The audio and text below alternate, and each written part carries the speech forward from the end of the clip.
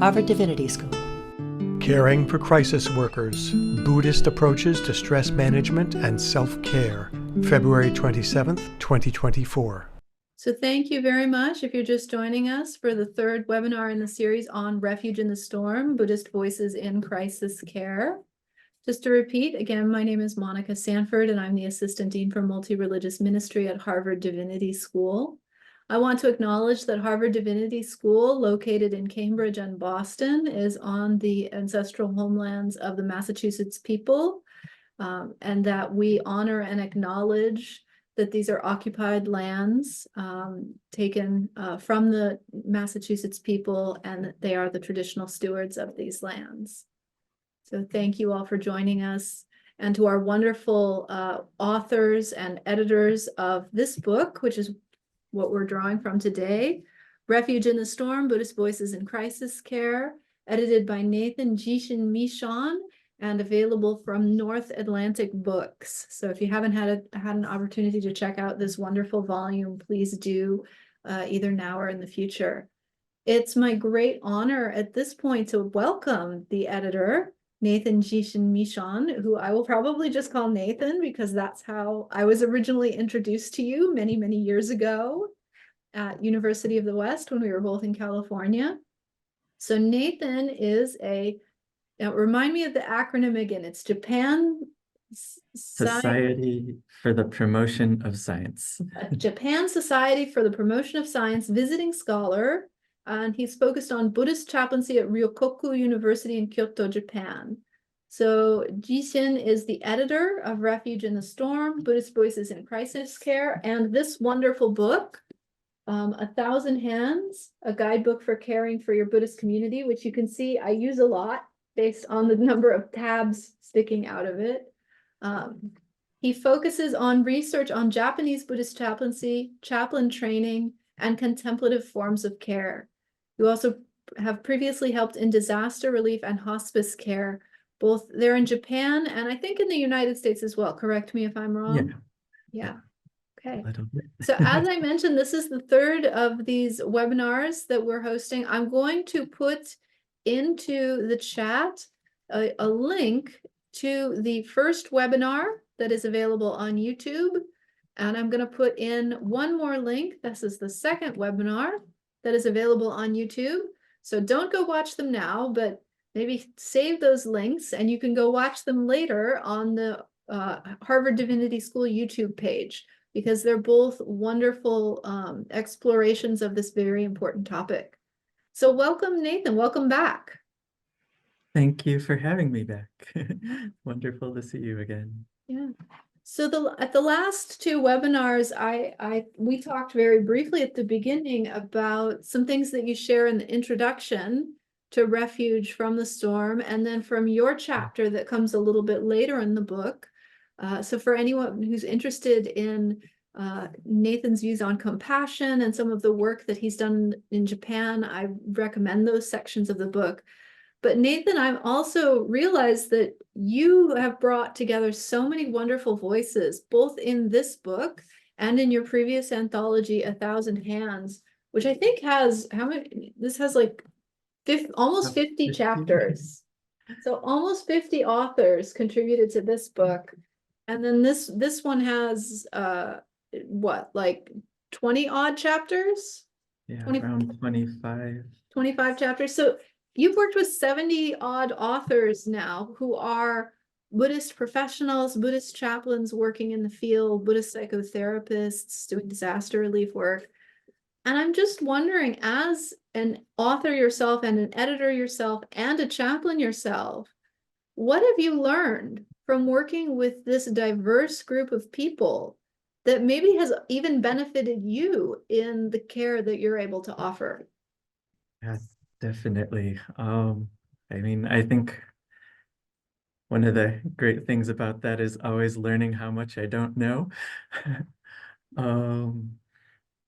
There's just so much wisdom out there among all of these people. And I feel like, especially in this volume, it was a little more global.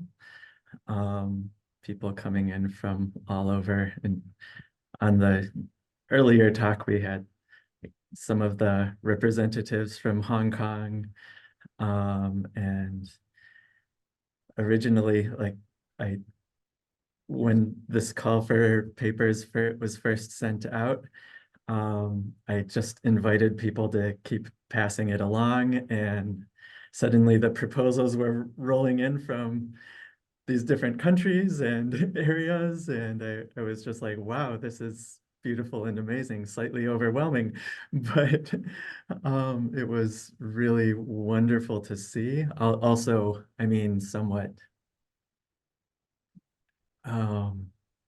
maybe always eye-opening too, just as far as all of the different crises going on in the world, especially at that time, and all the different people affected in different ways. But at the same time, really, really heartwarming to see all the different responses to that suffering, and kind of a reminder of how in Buddhism we have these Four Noble Truths, and sometimes people focus so much on that first one. There's suffering in the world, but also how there are all these other three parts of the Four Noble Truths, and the origin and the response to that suffering, and to see how all these people are helping with that. So it was, again, also just really heartwarming to just to point out. Again, we ended up separating this particular book into 4 different sections. So there was the more large-scale crises, and then the second section we put as more life cycle crises, especially focused on sickness, aging, and death and dying. And then the third part, which is our focus for today, more focused on self-care and care for care workers, because anyone working a full-time job in these sorts of fields, there can be a lot of stress, a lot of burnout over the long term. And so this kind of self-care and care for those in the field is also extremely important. And then finally, a section on education and training for people in this line of work. And yeah, it was just a really wonderful experience to see all the different, even little innovations. Just to mention one example, Stephanie Barnes, or Ripa Nima Ozer, she ended up applying Tibetan mandala into the actual space of the hospital and the ICU that she was working at. And so the space and the design of the building happened to somewhat resemble the structure of a mandala. And so she applied the different colors, and with some different strategies as far as what people wanted to be working on in themselves, what they wanted to be focusing on, maybe like peace of mind or relaxation or happiness, joy in their work. And so they could just take a little ribbon of color representing that section of the mandala to put on themselves as a reminder for that time or that period. And also walking around the structure, being reminded of these different qualities that they wanted to embody. And so it was a really interesting way, of course, most of the people there were not Buddhist, but to take a little Buddhist strategy and apply it even into the space itself, I thought was really, really cool, and hadn't heard of anything like that before. And so just all these interactions with everyone, being exposed to all these different strategies and innovations that people are coming up with, has been a really, really special experience. That's wonderful. Thank you for sharing that, Nathan. I was just telling Shushin before we got started that I used a chapter out of this in a class that I'm teaching here at Harvard Divinity School a few weeks ago, the chapter on koans, because I wanted to teach my students about case studies. and a koan is a case. So how can something that's almost like a riddle, like a koan, be used in case study work? And sure enough, Shushin provided exactly the example that I needed right here in this book. And because that's not a question I really knew how to answer. My practice is not Zen Buddhist, so I hadn't really used koans in that way. So thank you, Shushin. I'm glad we'll get to hear from you a little bit later in the conversation. So before we transition into hearing directly from our authors, I just want to welcome anyone who's joined a little bit late. Again, my name is Monica Sanford, and I'm the Assistant Dean for Multi-Religious Ministry here at Harvard Divinity School. I'm a Buddhist chaplain myself, and I study Buddhist chaplains. And I'm welcoming Nathan Jishin Michon, who is the editor of Refuge in the Storm, Buddhist Voices in Crisis Care. And he's going to introduce three of the authors who during this webinar are speaking on behalf of part 3, which is caring for crisis workers, Buddhist approaches to stress management and self-care, which we all could do with a lot more of. At least I know that I could. So I'm so glad to have the three of our authors here with us. For those of you who are listening, if you have questions, please put them into the Q&A function, which is down at the bottom of your Zoom screen. Put them in at any point in time, and we will get to them closer to the end of our time together. We've got about 90 minutes, so if you want your question answered, earlier in that time period, so that you can go on with your evening, please go ahead and put it in the Q&A function at any point that it comes up in your mind, and I will be looking at those, and we will try to get those answered as best we can. All right, Nathan, have I missed anything or forgotten anything? It's all sounding good. Okay, would you like to introduce the first of your authors? Sure.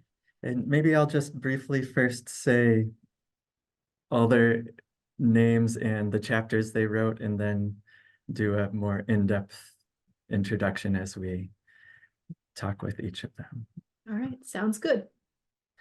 So today we have Acala Wang, who's the author of the chapter ICU Staff Anxieties, Originations and Cessations, and Shushin Peterson, who's author of 2 chapters actually, Experiments in Mindfulness, a collaborative healthcare staff support program, and Reflecting Clear Moonlight, when modern chaplaincy embodies a living koan.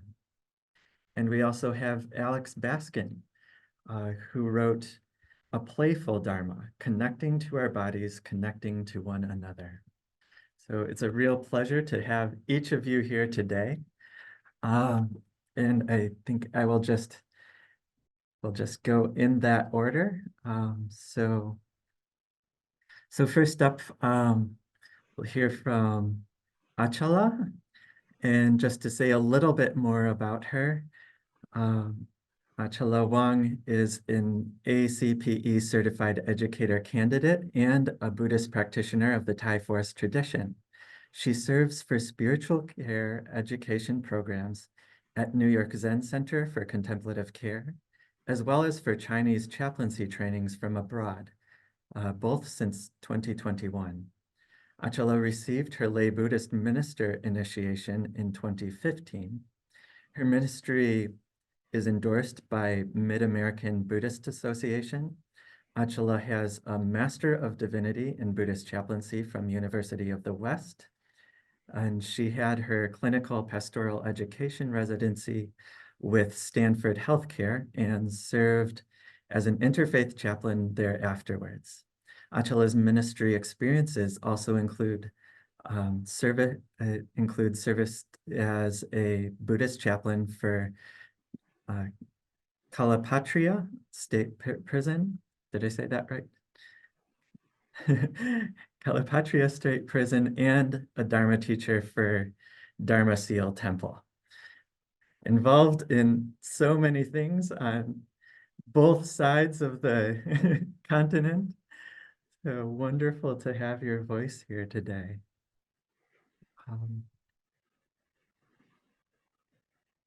And I was wondering, first, Acala, would you mind to say a little bit more about the work that you were doing recently in New York and what roles you were helping there with other care providers?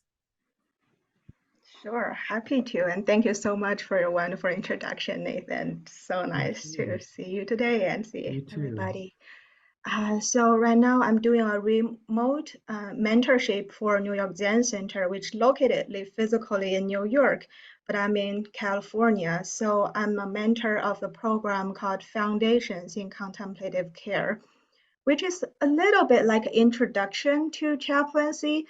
So this is a hybrid program that open to all the people all over the world. We have students who are from like China, from like Europe, from of course United States, Canada, and all over the world. It's really a program designed for people who are not or who are preparing themselves to enter chaplaincy or just want to learn more of how to be in relationship with themselves and with other people in a more caring, compassionate relationship.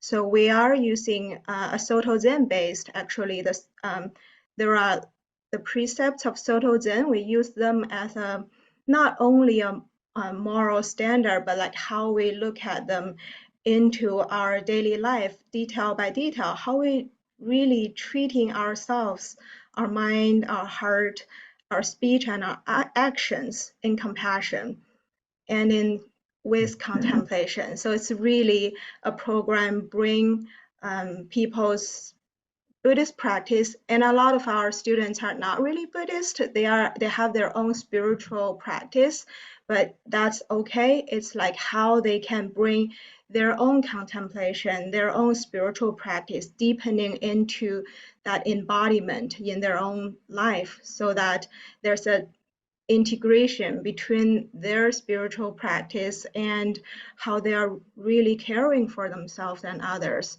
So it is a 9 month program that we're doing, and some people are based in New York, some people doing remote work like me, and we have this upcoming May. It's a closing retreat. We'll be all gathering in New York. So usually that it's a really wonderful time for people to like present how they learned, how they integrate their practice with care, whether that's with a hospital volunteer program or whether it's with their own family and friends, and how they developed it within themselves. They present that in that closing retreat.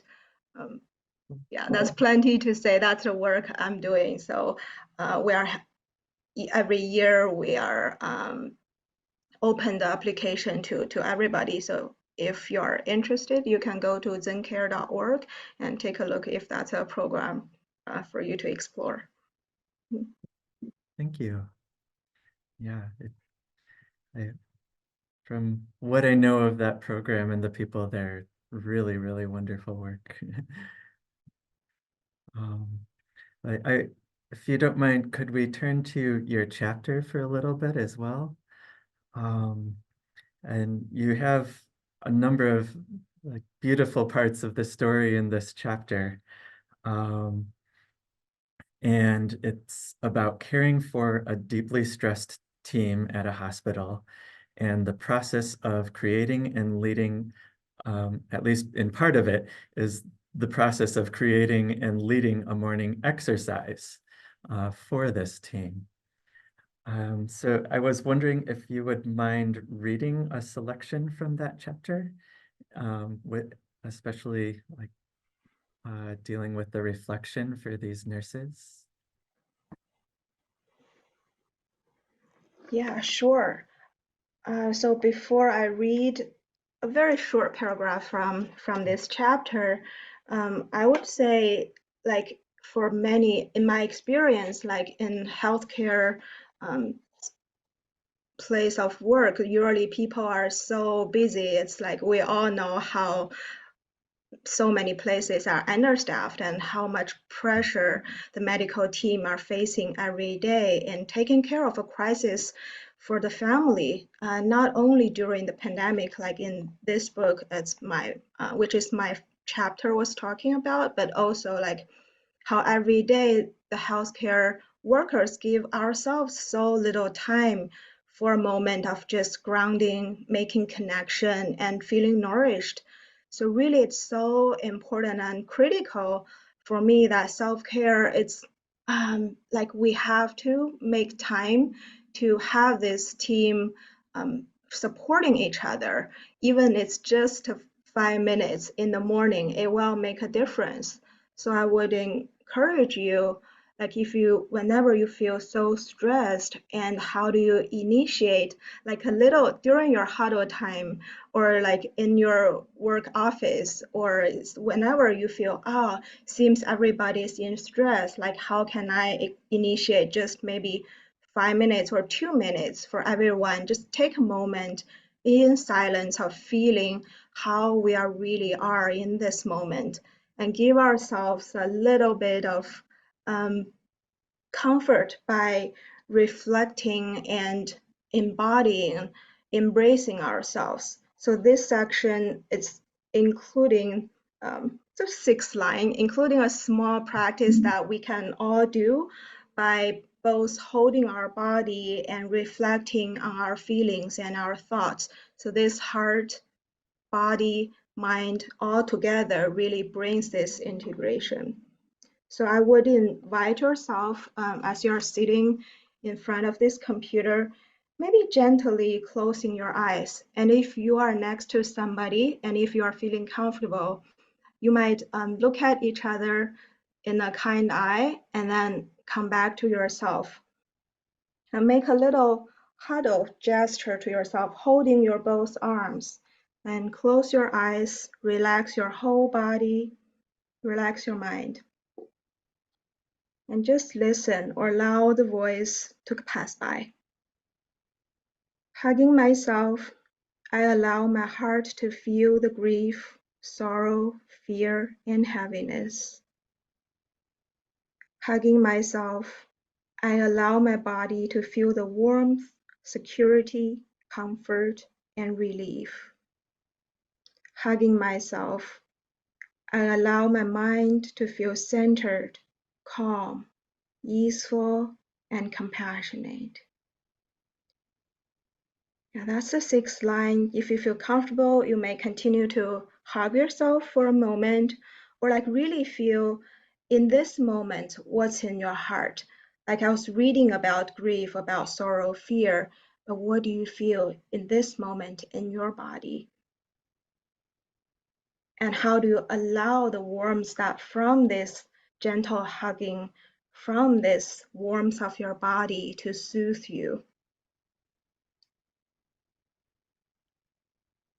Okay. Thank you.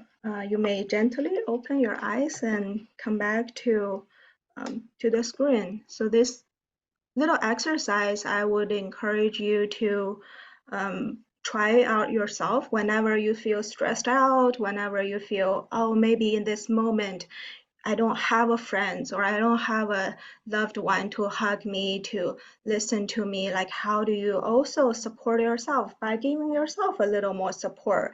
Like remembering, like only if we ourselves are centered, ourselves are having this compassion mind for ourselves, that we can go to care for others. Sometimes I feel we forgot to take care of ourselves, or we feel, oh, I don't have time, I don't deserve it. Or even like if I take care for myself, what about my life responsibilities that involves others? But if we are imbalanced, it's really hard to continuing providing the care that nourishes yourself and your relationships. So I would say develop a practice, and if you have another one that's feels like a ritual for you, or feels like something really grounding, like really a deep breath, that's helpful. That only takes 5 seconds. I would say develop a habit of doing so will be really helpful during any crisis or any surprises of the life. Yeah. Thank you. I feel better already. So also your chapter as this protagonist, is preparing such exercises, she also has to essentially do some self-care for herself in that process, and makes use of some different exercises. So would you mind sharing some of those as well? Yeah, sure. Like what I said, I really enjoy the breathing practice as well. For me, even though we talk about like, oh, how do we care when crisis comes, but for me, it's really about a habit that even we don't practice every day, but if we can like remember, like sometimes in Buddhism, we talk about mindfulness, and another translation for mindfulness to remember what are the helpful, skillful actions that you've developed, you've done in the past. So really, it's never too late to begin to practice, even it's a simple habit that you develop that will make you feel, okay, I can support myself, ground myself in the moment. So I would introduce one. It's actually it's our schoolmate in the past, Arun, who introduced this method to like so many people on the campus, and I'm one of the benefactors. So it's really taking a deep breath and release all the stress and tensions in your body in your out breath. It's actually not that easy to do, but it's once you can really feel the relieving, that's where you can rely on it. Always come back to it when you feel stressed out, because like we don't just unconsciously, like me, I didn't know, like before my meditation practice, didn't know I hold so much pressure and tension in my body. Like our body and mind are so closely related, we forget, oh, how it feels like to release all the tension. So this practice, it's very simple, but I would say if it feels hard for you, or it's hard for you to feel, oh, I'm releasing all the tensions, you're not the only one. It's very common. And how do you try it again, not giving up? And then really take the time to take the long breath and feel. You can relax part by part of your body. That's another, if you have a little longer time for you to practice, is to relax all the muscles, all those small muscles from your body, your forehead, muscles on your cheek, muscles of your jaw, and how do you open your shoulder a little bit? How do you relax the muscles in your stomach, in your hands, in your arm, like really even holding your fist and then open. We feel that. So it's like those small practice you can develop that includes both of your body and your mind. Breathing, muscle relaxation are all very helpful small practice. If you're in the medical field, like how do you take the time to just really wash your hands before you enter a room and after you leave a room, or gel your hands. So those practice that embodies, we talk about integration and embodiment, but really actually involves a bodily action. It's so helpful to help your mind and your feelings to be more centered and grounded as you involve your whole body. Thank you. Thanks. Well, I have to remember that today while washing my hands as well. Thank you. And yeah, thanks so much for sharing with us today. And we'll come back to you in a moment as well once we get to the Q&A. But thank you for sharing. And we'll also talk for a moment with Shushin Peterson and transition now. And so, Shushin, also, thank you so much for being here with us today. And again, Shushin, one of the, possibly the only one who contributed 2 chapters to this book. Oh, yeah, I guess there was me too, but I- but yeah, so he really wrote a lot for this volume and shared a lot of his wisdom with us in this particular book. But just to say a little bit more about Shushin, um, Shushin Peterson, he has an MDiv and BCC-HPC.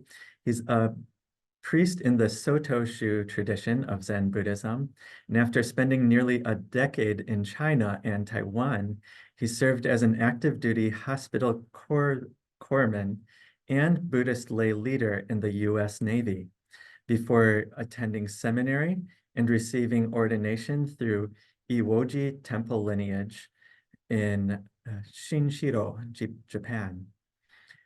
He now serves as the spiritual and bereavement care coordinator for hospice and long-term geriatric care at the VA Loma Linda Medical Center.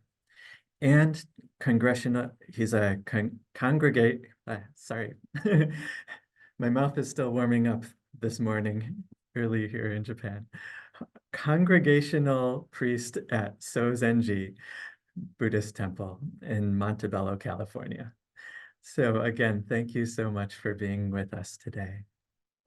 Thank you very much for having me and inviting me to be part of this webinar series.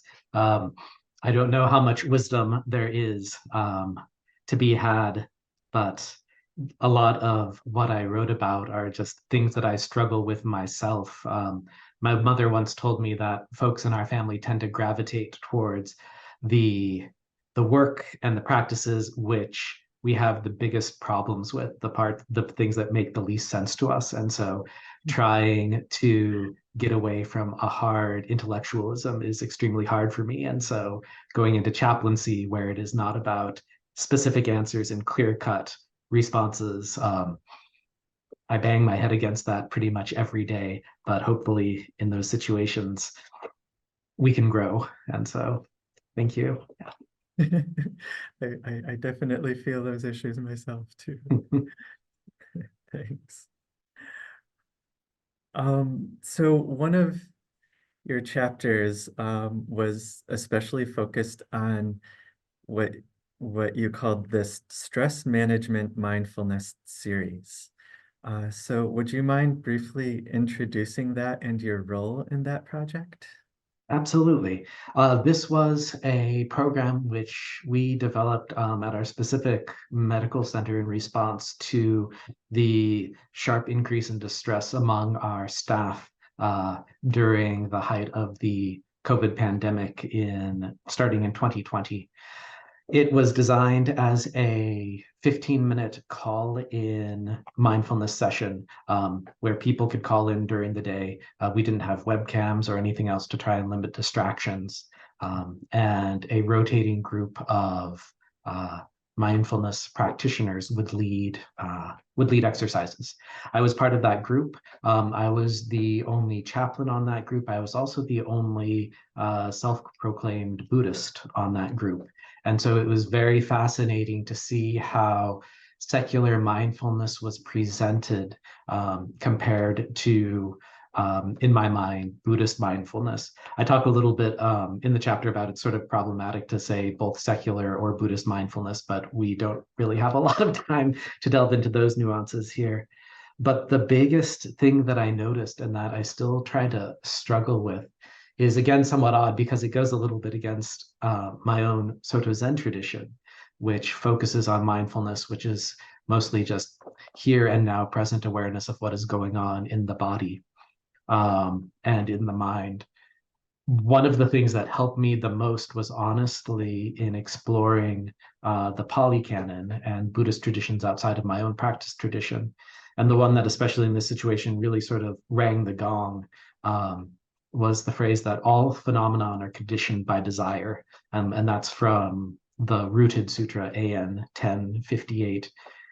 And what that ultimately means is anything that we encounter has already been conditioned by our desires. And here desire is not just wanting, but it's our biases, our preconceptions, our hopes, our dreams, our disappointments, all of those overlays. And it presents a real challenge to the idea that you can ever be non-judgmental. And so then the question is, if everything that we encounter is already seeped in these biases and preconceptions, many of which we are not even aware of, some people might say, well, that means it's a hopeless cause. But a good response to that is, instead of saying that it's hopeless to find true reality, we again have to remember our Four Noble Truths. The Buddha did not come and proclaim, I am here to teach you true reality. The Buddha came and proclaimed, I am here to relieve suffering. And so the question then becomes how to utilize mindfulness as a way to direct our intention towards the relief of suffering, whether or not what is happening is objective reality, which is ultimately beyond all of us. So it was fascinating going through with the mostly psychologists who were doing the secular mindfulness.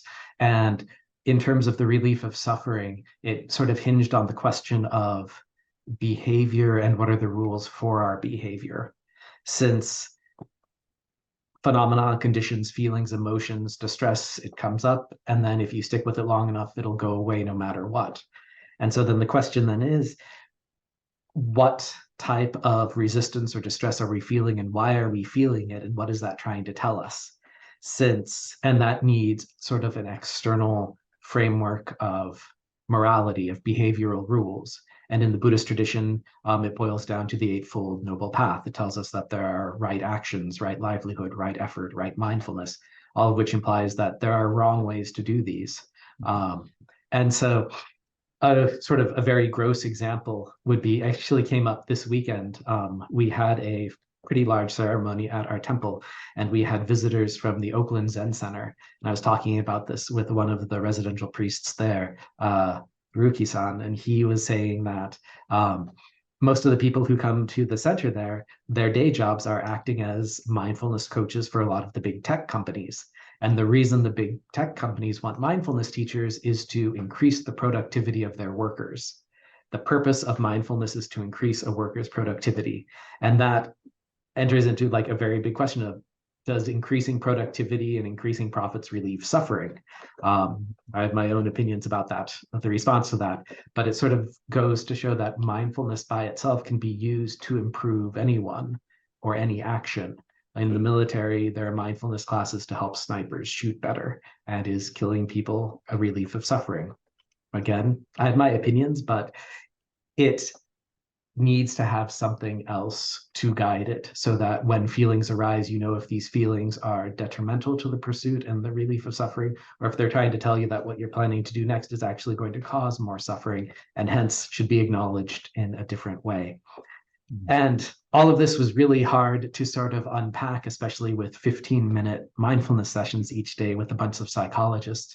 But it really began me thinking about how Buddhism, especially as it becomes more popular in common culture, and especially as mindfulness itself becomes more popular in healthcare settings, how to start having the conversations of, what are we doing this for? What is the purpose of the mindfulness practices, and what frameworks are we using to help guide what we are using our mindfulness practices for? Like, even in the COVID situation, are we using this to relieve stress for our healthcare workers so that they can go back into COVID rooms without the proper PPE? Because at that time we had very limited supplies. And is that a way to honor our frontline staff, and whose welfare is more important, the patient or the frontline staff? And all of these were sort of deeper questions which couldn't be answered, but I think that they need to be held within Buddhist practitioners who are engaged in these as we move forward, again, because it's hard to say where our current secular path of mindfulness in the United States is leading us right now. But yeah, thank you.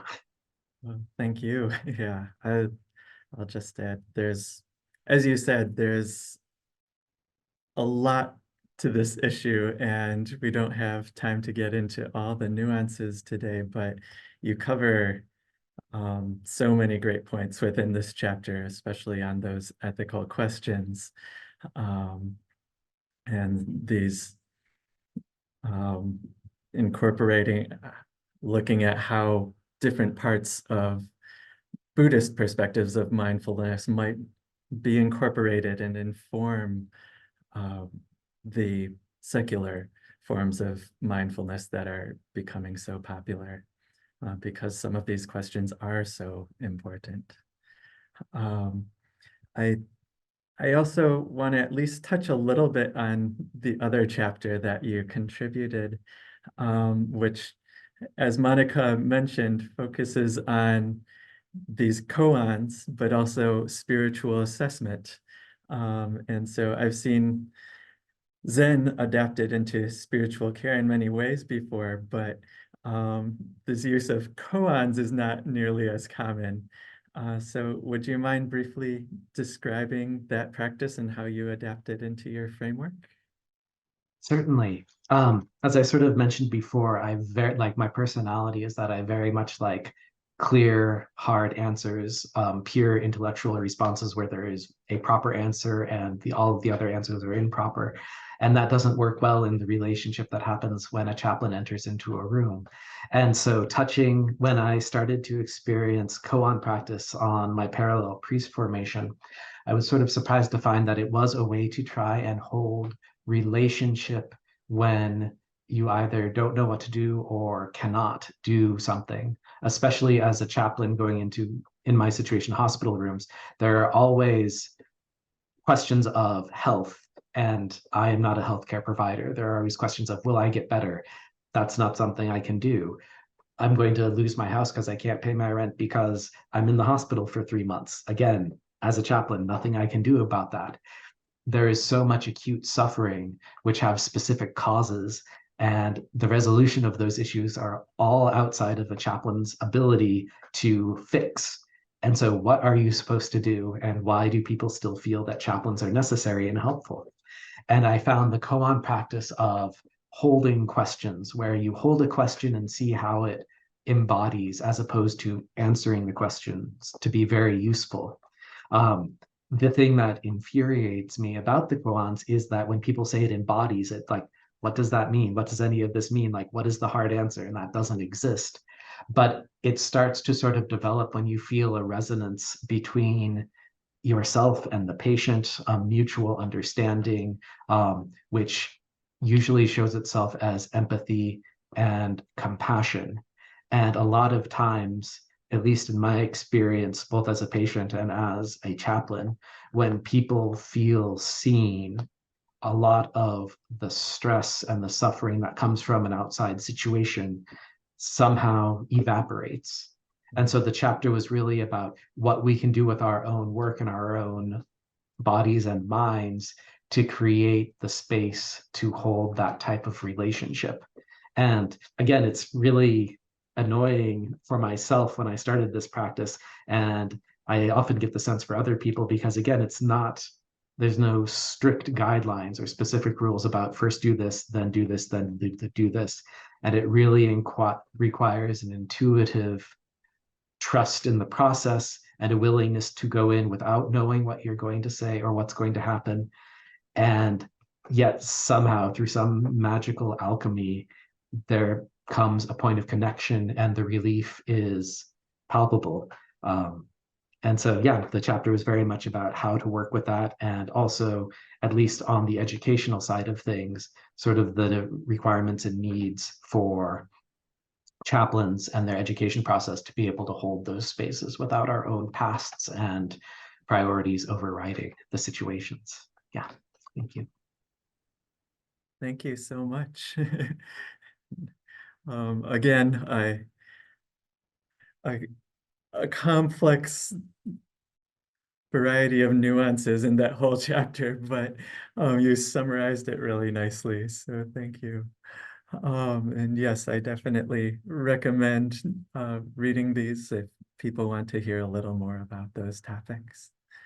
But for now, we'll hear from Shushin at the end during the Q&A, and if you have any questions popping up in your mind for Acala or Shushin, please feel free to write those in the chat and we will get to them by the end of this session. But for now, we'll transition over to Alex. and Alex Baskin. Wonderful to have you here today. So I'll just say a little bit about you first. Alex works as a full-time staff chaplain at Massachusetts General Hospital in Boston, and he serves mainly cardiac intensive care and organ transplant units. In 2022, he completed his MDiv at Harvard Divinity School, where his thesis focused on play and playfulness in Buddhism. While at HDS, Alex provided research assistance for the multi-institution Mapping Buddhist Chaplains project, and he holds a BA in philosophy from Tufts and served for years as a teaching assistant with a Buddhist studies program in Bodh Gaya, India. He has lived and worked at Insight Meditation Society in Barre, Massachusetts, and at Cambridge Insight Meditation Center. And currently, Alex leads a local young adult meditation community. He's a certified leader of the body wisdom modality Interplay, and he also writes poetry with works appearing in some small press literary journals. Wonderful to have you with us today, Alex. Yeah, I'm glad to be here. Thanks for inviting me for the webinar and to be a part of the book. Yeah, thank you for your wonderful chapter in that. Again, on play. And so on this, many of these chapters could honestly fit into numerous parts of the sections of the books that we talked about earlier. So it was honestly a little bit challenging to actually pick a specific spot for each chapter because the themes really are quite interwoven, and your chapter definitely is as well. But definitely this idea of play is also really important in self-care. And even though maybe not everyone thinks of the idea of play or even allows themselves to play, but your chapter nicely brings a lot of those themes in for us.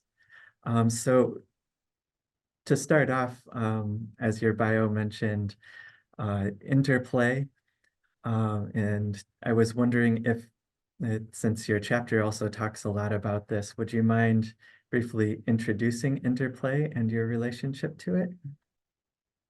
Sure, happy to.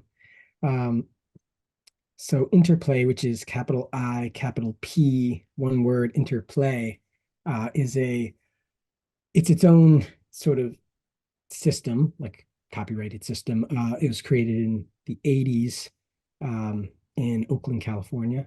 Where else? And by some seminarians, some Christian seminarians who thought of themselves as dancing ministers. Their names are Cynthia Winton Henry and Phil Porter. And they were finding that, and they're from kind of like white mainline Protestant denominations, and they were finding that they were also dancers. The dance world, the kind of modern dance world, was very secular, and they wanted to bring spirituality into that space. But they also found that their spiritual communities, their churches, were very like kind of stuck and not much body in that space. So they wanted to kind of bring embodiment and spirituality together. So interplay uses creative, active approaches for unlocking the wisdom of the body. That's like the tagline. So it's basically like a series of forms and practices we can do that kind of build up incrementally, that use voice and use movement and storytelling in ways that try to be very accessible. And like, you don't have to be a good singer or a good dancer or anything. You don't have to be good at it.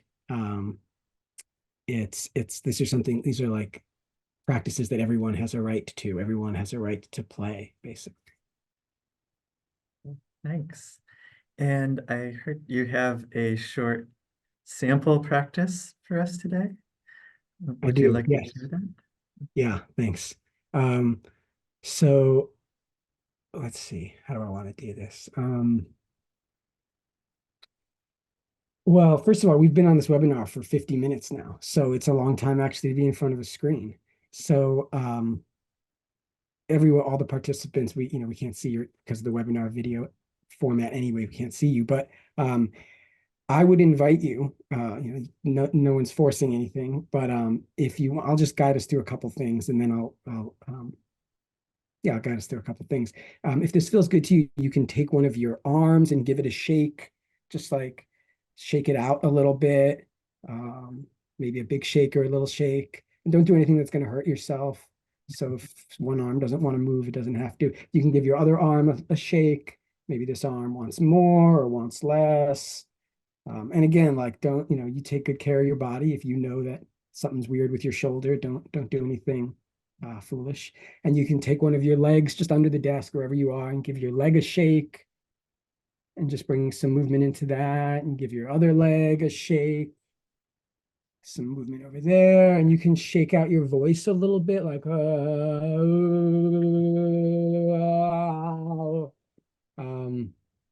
and then shake your whole body all at once, just like full body shake. And you take a deep breath and let it out with a sigh, like oh.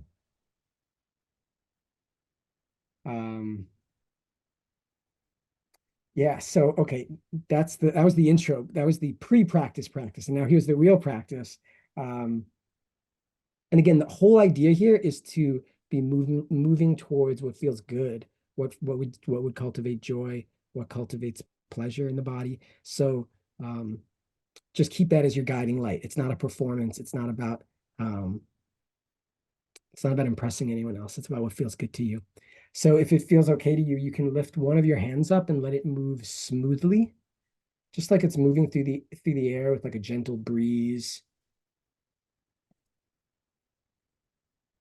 And you can change your arm at any time if like this one gets tired, and still letting it move smooth, but let it start moving a little faster, like that breeze is picking up and it's kind of, your hand is just moving through the air a little faster. And then let your hand start moving around in a more jerky way, like it's just kind of getting whipped around, jerking over here and there. And then stop and make a shape. So just stopping and holding your hand in some kind of shape, taking a breath. And now change the shape of your hand. And now change the shape of your hand again. And make a little change to the shape of your hand. Make a really big change to the shape of your hand. And then move your hand as far away from the rest of your body as you can, like really taking up space. And then bringing your hand in contact with something else in your body, or maybe with something nearby you, like a chair or something. Finding another point of contact. Finding another point of contact. Okay, that is called a one-hand dance. And this is kind of the vocabulary of the one-hand dance: smooth, jerky, fast, slow, far, near, contact, shaping. So I'm going to put on a piece of music, and we are going to try this together. Again, yeah, just seeing what would feel fun, what would feel interesting or joyful to you. This will just be a 2-minute song, but I need to share. Okay, let's see.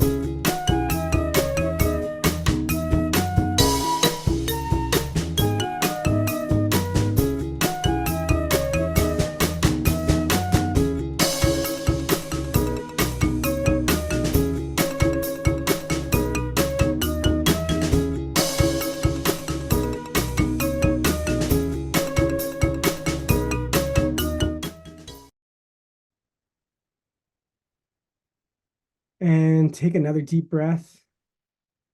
You can give your body another little shake. And that's the one hand dance. Thank you very much. I feel more joyful. So thank you again. And I was wondering, to put a little more context into that and such, would you mind reading a little excerpt from your chapter as well? Sure, yeah, happy to. Okay, so I'm going to read almost 2 pages of this. I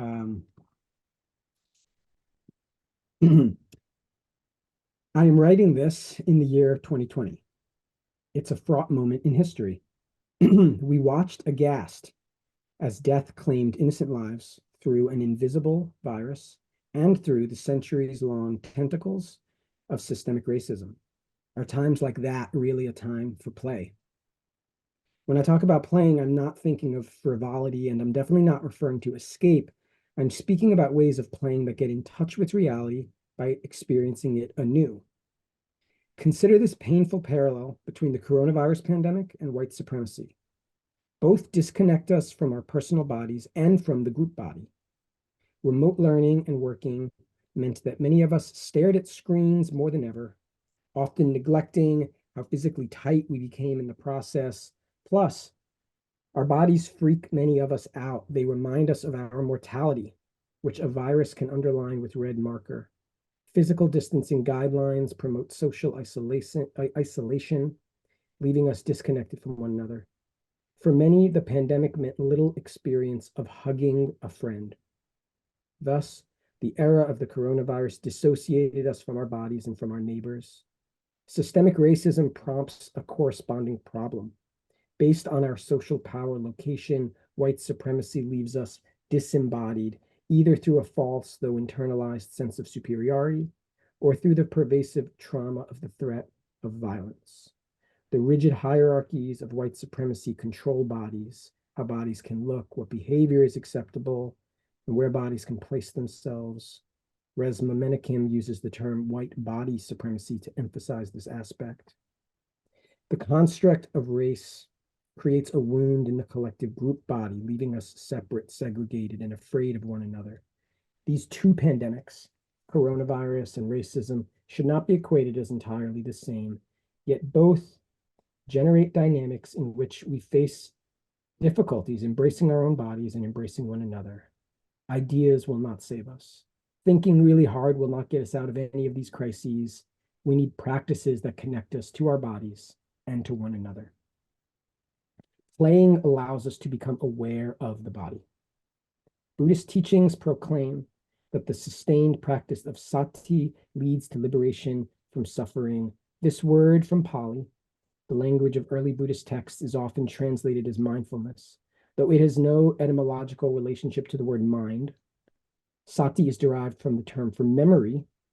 We remember to maintain awareness of what we do as we do it. Bodyfulness is as good a translation. The Buddha talked about bringing sati to all activities: standing, walking, eating, getting dressed, and going to the bathroom. Silent, still-bodied meditation is just one way to train in sati. It is not the whole path to liberation, and it does not work best for everyone. Many of us need to wiggle more. When I get up from my meditation cushion, from a laptop screen, or from a book, as I invite you to do for a moment right now, and I shake or stretch or squirm for several seconds, I remember what it feels like to be a human body. Seriously, please look away from this and move for a brief moment. Not only does playing develop our body awareness, but it also connects us to others. Buddhist traditions maintain that Sangha, a Pali term often translated as community, is one of the only sources of reliable refuge in our chaotic world. We do not just need really good self-care, we need one another. When we create something like a hand dance with others, taking turns, riffing off the movement we just witnessed, we become attuned to those we are playing with. We build community, not as an abstract notion, but as a somatic relationship. Cool, thank you. And I'm also wondering if you can summarize briefly, like, how would you use this style of play as a tool to interact with stressed out nurses or chaplains in an ICU versus patients? And what maybe differences might there be? And can you give just a, I know it might be a complex answer, but if you can provide it in a bit of a summary for us right now, that would be really nice to hear. Sure. When I wrote this chapter, I was still in divinity school. And I think I was a little idealistic. I really was a little annoyed at first that the chapter was put in the self-care section, because I felt like, no, playing is not just self-care for care workers. It's also a form of spiritual care for care seekers.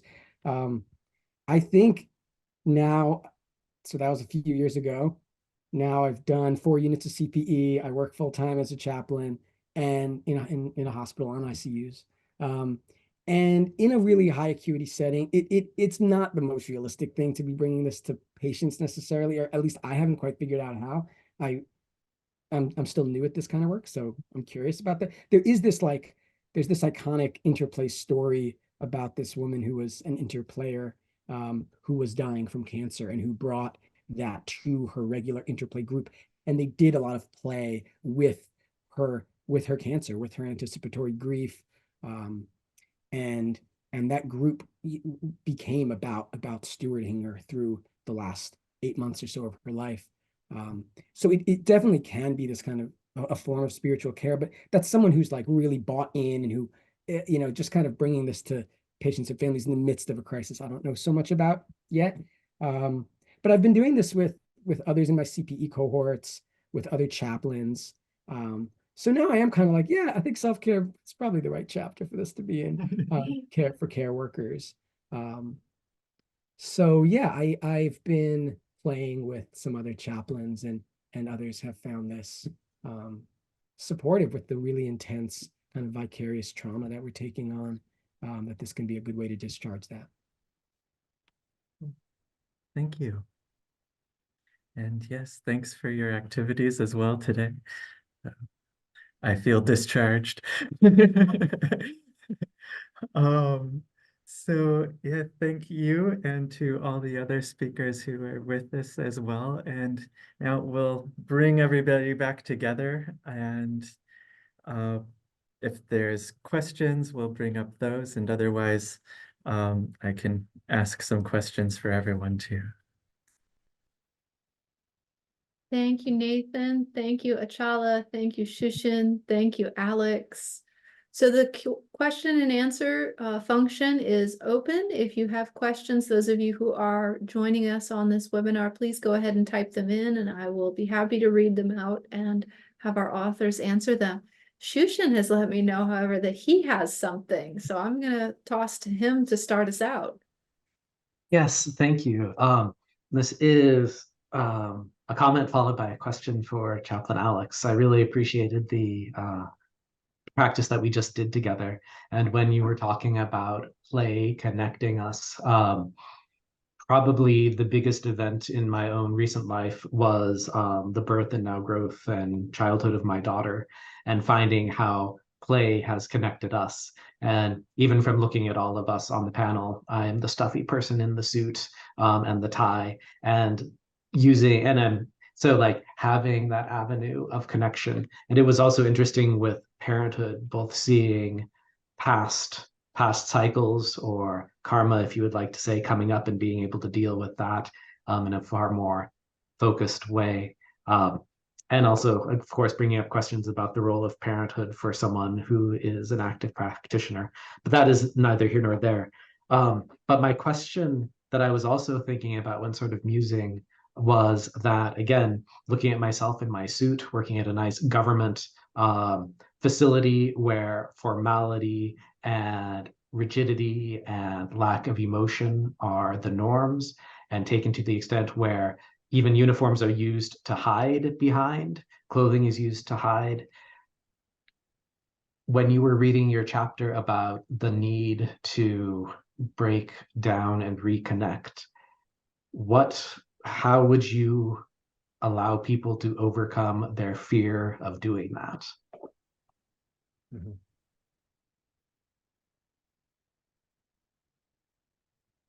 Yeah, it's a great question. I mean, I'm not sure I know the answer.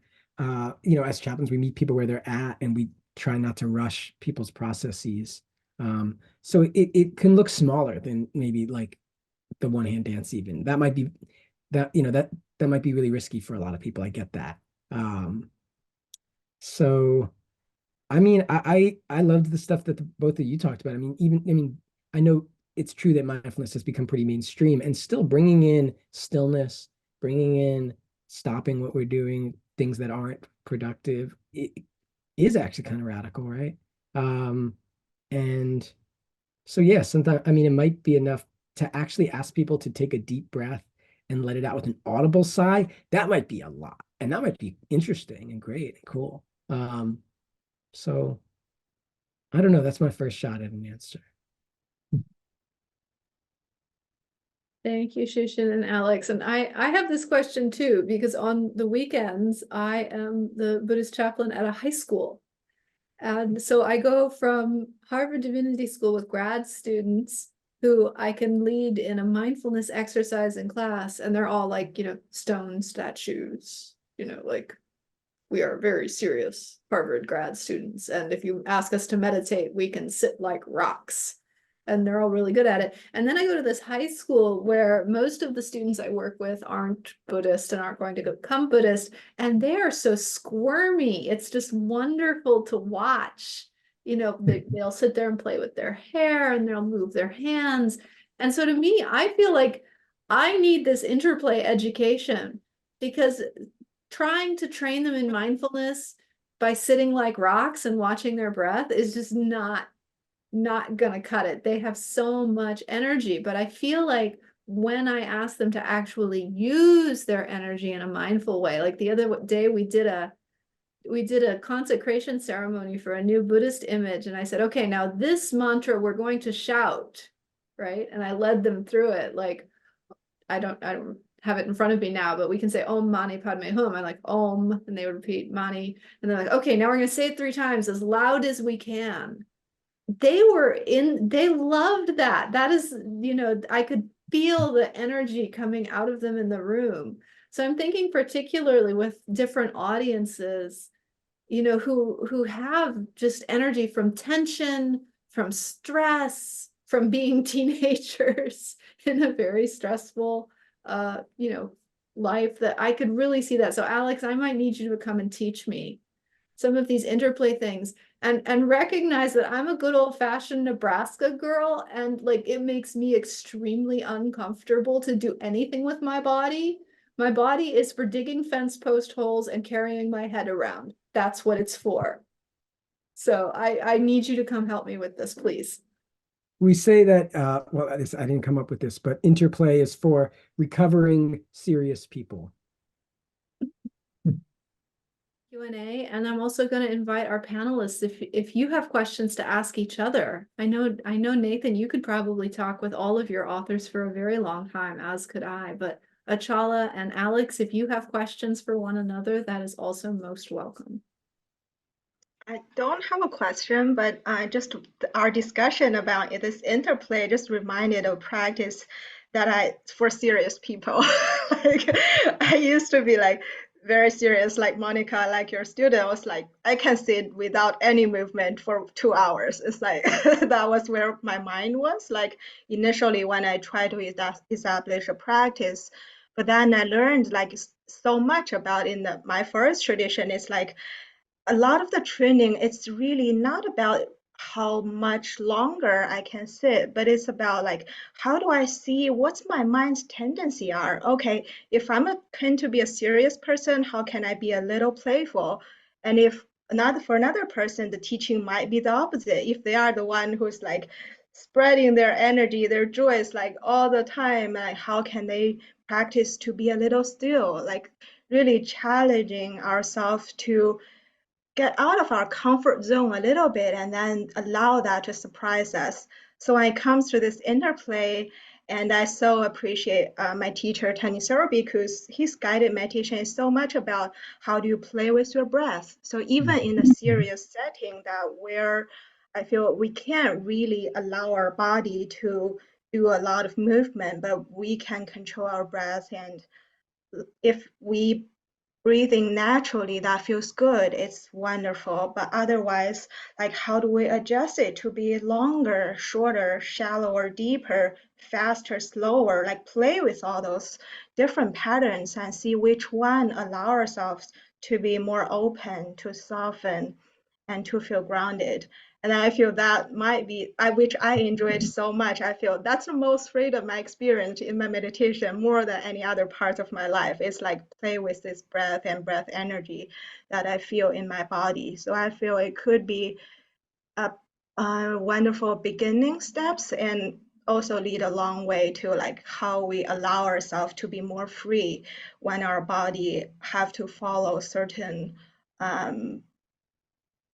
social aspects. I can't find another better word for it. Yeah.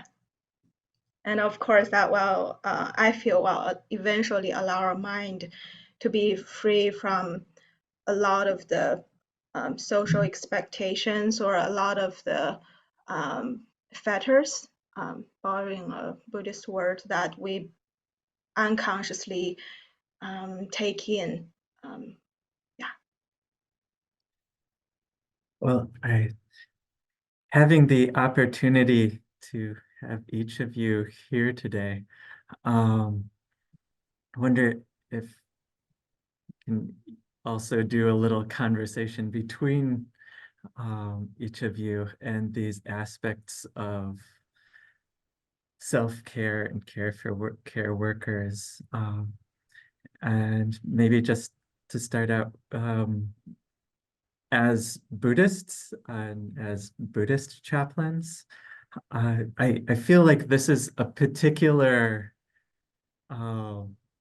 maybe area where Buddhists can have a lot to contribute and have been contributing. But can you think of your identity as a Buddhist and what aspects of this might, besides what you've already shared, also what might also help to contribute to this field of chaplaincy as a whole, or to care providers as a whole? In terms of offering care, and also sort of in response, I see one of the questions in the chat that says, could anyone address the issue of any feelings of difference in your sense of presence as Buddhist practitioners or clergy and your professional presence in service as chaplains? This is a very, like that question, I appreciate that question. It's a very large part of what goes on within myself through a lot of the times that I go into rooms. For those of you who are unfamiliar, Loma Linda is the heart of the Seventh-day Adventist tradition. And so this whole area has a very strong conservative Christian population, and that's reflected in our patient population as well. And not all of the interpretations of Christianity are welcoming of other traditions. And so going into rooms, there's always the question of like, who is going into this room, and will the relationship be able to be established, or will our institutional allegiances immediately create a disconnection which cannot be overcome? And yeah, I don't have a full answer to that, because again, just like the question on koans, it's something that I hold each day and try and see how it manifests. I've experienced with walking into the room and saying, hello, I am a Buddhist chaplain, thinking that, well, if it's going to be an issue, I want to let them know right away so that we can get the fighting over with immediately. And I've also tried, hello, I'm a chaplain. And they say, oh, what tradition are you from? Like, oh, well, you know, I was raised in the Quaker tradition with my parents, and hoping that they won't say like, okay, and how about now? Because trying as hard to avoid the situation. And I think that as my own practice deepens and as my own experience as a chaplain continues to season as time goes forward, that people can sense authenticity, and that when they feel that from me, whether or not they ask that question, it ultimately doesn't matter. I've sort of noticed that when I've felt that feeling of connection with people, that if they then choose to ask, oh, what tradition are you from? When I respond, it has never really been an issue. And so I think that the way, at least now that I uphold that sort of difference, is that it's more or less of a non-issue. It's the non-issue when I go into the room, and if I'm doing my job well, then if they are curious, it becomes a non-issue at that point either. Most of the time, the response is like, oh, that's interesting. But anyway, about my insert medical condition or relationship problem here, because they feel that authenticity, and that sort of goes beyond any type of institutional affiliation. I'm not sure if that was the orientation for the question, but it's certainly something that I think about quite a bit. Thank you. Thank you, Shushin. I could also see that in that we all wear different hats in different scenarios. And when we're within our Buddhist communities, we might be wearing a certain hat within that community versus when we're at our jobs as chaplains, which is in the more interreligious milieu, we might be wearing a different kind of hat. And those roles might have some overlap, but also some distinctions. So I could also see it in that sense. I want to pivot just really quickly and ask, and this is a question for all of you, in addition to the ways that we can care for ourselves and for other caregivers who are part of the places where we work, what are some ways that you found helpful to use your own networks of care or communities of care in difficult moments? Who do you turn to when you need care, and how do you cultivate those networks and communities so that when you have that really rough visit with a patient or a student, you can walk out of there and you have someone to turn to help you with your distress and secondary trauma? So this is for anyone. I know, Acala, that's kind of part of your job as a mentor, but then who's your mentor? Who do you turn to? And the same for Shushin and for Alex. Thank you, Monica. I love the question. It's so important, so striking. Like, I have a network of support from my mentor, Koshin Peleadison. That's my mentor and educator, and also our mentor team. It's a 6-people team that we really like spending the time to be together every month to debrief about our feelings while we are taking care of our mentees. So it's so crucial for me. Like, even when I think of the mentees and then the people I know, it's like how rare there is that strong support team we feel we can turn to when there's stress. It's a lot of people don't even claim themselves have a close friend that they can talk to anytime. So it's really important. How do we step out of our fear and begin to make that connection? Like, call a friend we haven't called for years, or like talk to some relatives we haven't talked to for many months with a refreshed, like, open mind. Like, for me, what I learned through these years to come out of my own fear of making that connection and reconnection is to cultivate a mind of curiosity.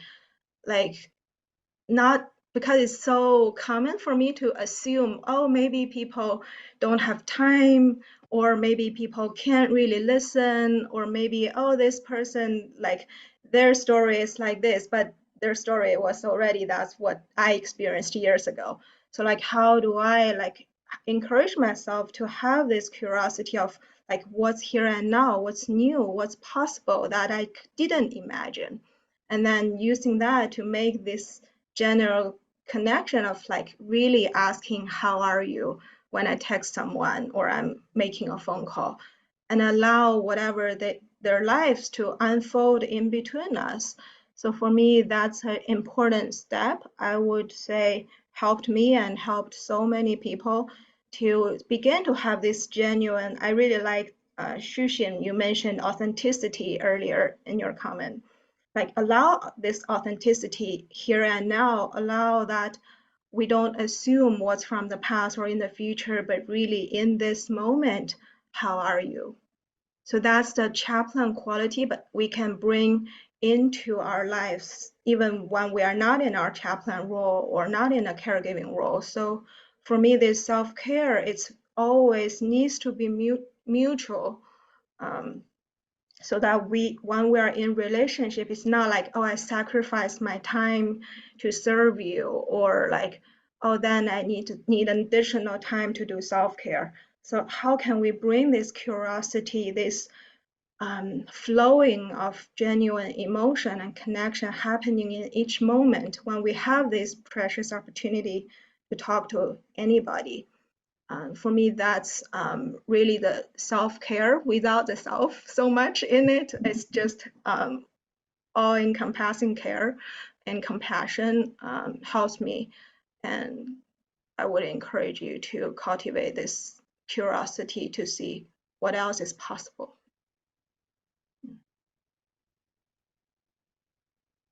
Thank you, Acala. Shushin and Rev, do you have anything you want to add?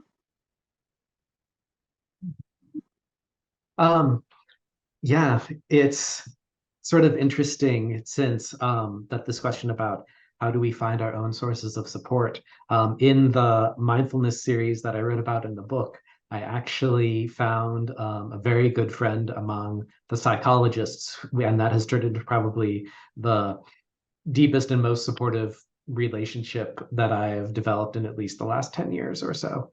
And finding somebody like that through the work has been just really wonderful. But it's been funny that since the program ended, we work at different sites now. And so the question has been like, what are we going to do to maintain that friendship? Because left really to sort of our own devices, like I never do anything if I can help it, and they never do anything if they can help it. And so we'll never speak to each other again. And so we had a very clear-cut conversation, like, do we want this friendship to continue? And we're like, we do. And we have specifically scheduled a 30-minute meeting every week or two that we like stick into our calendars, where like we both have to show up, and there's that very intentional aspect on the outside, which doesn't look particularly like it doesn't look like you're like a TV friendship where like you show up at the person's house and then like you bump into each other and you go out, and it's like, no, we've decided that we're going to meet at this time for 30 minutes. And sort of off of what Chaplain Acala was saying about authenticity, one thing which my own educator once said, which also very much helped with pretty much everything, is, as we said, if all phenomenon are conditioned by our preconceptions and our desires, if I walk into a room or go into a relationship assuming that there's going to be disconnection, then I'm going to absolutely be able to find some reason that this isn't working. But the flip side of that is also, if you walk in assuming connection, assuming that this person is going to be great, assuming that there is going to be something exciting and noteworthy and worthy of uplifting, then more often than not, you'll find that. And again, by holding that assumption of connection instead of assumption of disconnection, will tend to bring about ways to then find access for people who are able to care for us and uplift us when we are hurting and when we need someone to call and things like that. So yeah. I'll jump in if that's cool. What was I gonna say? That yeah, well, people, communities, people that support me.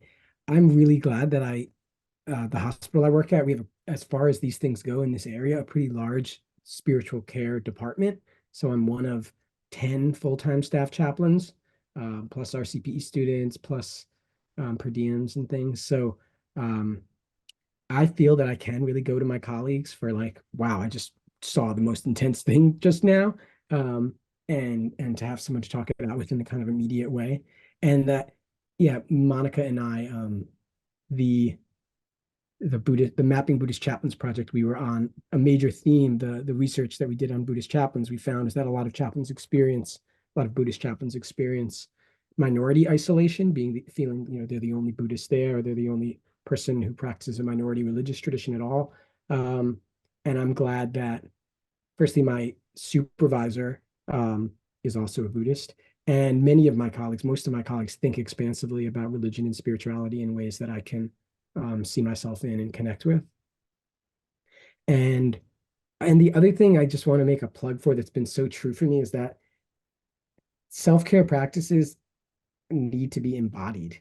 Like the tendency is so strong to like talk about it and like to talk about the need for the practical and over the theoretical, but still talking so much about it. And like, it's just the things that are the most supportive to me is that like I ride my bicycle from my home to the hospital every day, and there's movement built into my day.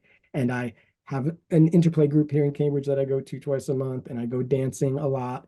And I have started getting into rock climbing, an indoor rock climbing gym in the last year or two since doing full-time chaplaincy work. And so sometimes when friends or someone reaches out to me to connect, I'm actually pretty peopled out from the work I do. And I don't necessarily want to sit and chat, but I'm like, come rock climbing with me. Let's hang and we can talk a little, but also like be using our bodies, moving. And which isn't to say, figure out what this means for you. And I love my Dharma practice, and I'm extroverted. I like talking to people too, but we cannot emphasize enough, like the body. Thank you so much. So I really appreciate all of you today. We are at 7:30. So thank you for this. We've had some lovely comments come in just on the Q&A.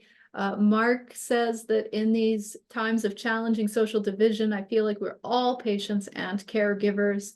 And the comments and thoughts shared today position me to ease the suffering of those I encounter on a daily basis. Thank you for sharing these valuable tools. And then we had a lovely comment come in from Haruna that says, thank you all for the beautiful presentation. I'm glad to know that I'm not alone in this world. Attending this series of webinars brought me new ideas and thoughts that never pop up in my mind when I face problems and crises. It definitely helps me in the future. Thank you so much. So I just want to echo the gratitude and let people know that we will be posting this video onto the Harvard Divinity School YouTube channel, so you can share it with all your friends, along with the first two videos and these. One of the reasons we wanted to do this webinar is that even if you can't make it to the live session at 6 o'clock Eastern time on a Tuesday evening because you're working, you've got kids, you're peopled out, whatever it is, we wanted to do these as webinars so that they could be recorded and put up onto YouTube, and so that people could turn to them whenever they had time and a need to know that, no, Haruna, Mark, you are definitely in the right spot. You are doing good work. And there's a whole community of people supporting the work that you're doing. So keep it up. So thank you so much, everyone. Nathan, thank you for bringing these wonderful authors together. I'm just going to finish us up here by taking a moment to dedicate the merit. So if you want to, please feel free to join me and help dedicate this merit to all suffering beings, that they may be free from suffering, that they may find true happiness, joy, peace, equanimity in these troubling times. May we all be happy and free from suffering. Sadhu, sadhu, sadhu. Sadhu, sadhu. Thank you so much, everyone. Have a lovely evening. Thank you.